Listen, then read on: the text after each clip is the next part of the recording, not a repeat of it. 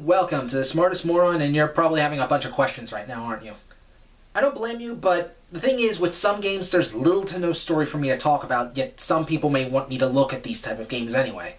So I figured maybe like a short 5 to 10 minute review would do the trick. Today's case is Teenage Mutant Ninja Turtles Out of the Shadows. I did a text review of this a while ago, but I figured it bears repeating since I finally had the chance to play online mode. And well, I actually thought it was a decent game. Then I played online mode and, oh dear god, I think the game just got worse. I regret going easy on it, so I'm gonna rectify that mistake now. Here's TMNT Out of the Shadows.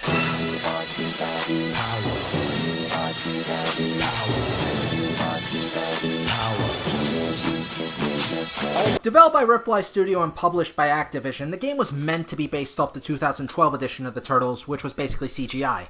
But as you might notice right away, it almost looked like the game was based off the Michael Bay movie, mainly with those nostrils, and when you play the game combined with the song TMNT Power, you would think this game was based off the 1989 version of the Turtles, so already its identity is confused. And there's hardly a story to speak of either. It's the basic Shredder and Foot Clan up to no good and save April. The Turtles act like you expect, though I think Michelangelo is dumber than usual. In terms of gameplay, the game fails on many levels. TMNT games throughout the years have been mostly either beat-em-ups or brawlers. This one is kind of the same, except it's much slower to compensate for the fact that they tried to copy the Batman Arkham games. However, that kind of gameplay doesn't suit a rather linear game with small level design. You might be able to find an extra room or two to find concept art to look at on the fridge, but no real alternative paths or fully exploring the city. Meaning a lot of the fights are either going to take place in either big or small rooms. This wouldn't be too bad, except the controls don't really work properly. There almost seems to be either a delay, or if you mash the buttons, you aren't going to get the result you want, meaning you have to be even more careful than you were before in order to set up a counter. I was able to find some fun from this kind of gameplay, but it doesn't excuse the poor design. This is especially painful when trying to pull off special moves. Counters are more painful when you realize they have no consistency, as sometimes I'll be put into one counter stance meant for another turtle to hop in and kick the enemy,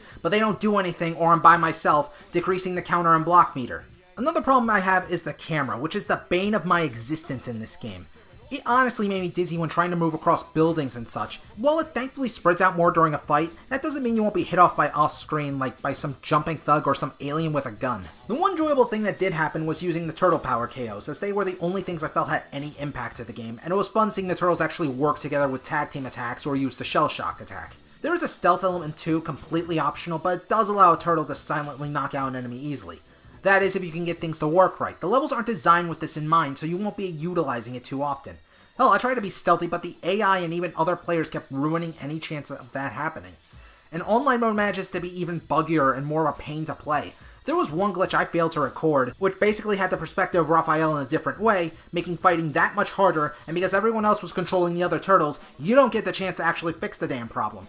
Hell, it was easier to play by myself since I was able to balance every turtle with items, and yes, the AI is stupid, but they do a better job than players who just charge at the enemy and hope for the best, or players that go missing just as a boss fight is beginning. You can also level up too, and it works for online mode, meaning that the turtle you want to use will be at your level, not at the host level. This of course means you either focus solely on one turtle, or you can spread the points to everyone. And the upgrades are probably the one thing that will save your life, or make things harder as I explained with the counter system. There are other challenge modes to unlock as well as a survival mode, but they are just there for bragging rights. There's an arcade mode that offers a better camera, but thanks to the controls and the fact that it's only local multiplayer, the fun quickly dies out, especially when it isn't as fast and chaotic as the old TMNT arcade games. Really, with the game's many flaws and its short length, about maybe 2 to 3 hours, it's impossible for me to recommend this to anyone outside of fans of the series. I admit I had a lot of fun with this game when I was playing alone, just so I don't have to deal with the glitches.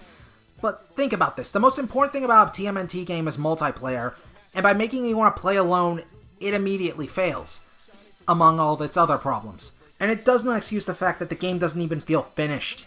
I'm correcting this mistake I made when I made the text review. TMNT Out of the Shadows gets 2 shell shocks. Please. Out of 5. I'm the Smartest Moron, and whether you like or hate the new Michael Bay movie, we can all agree that at the very least, this game could be a hell of a lot better.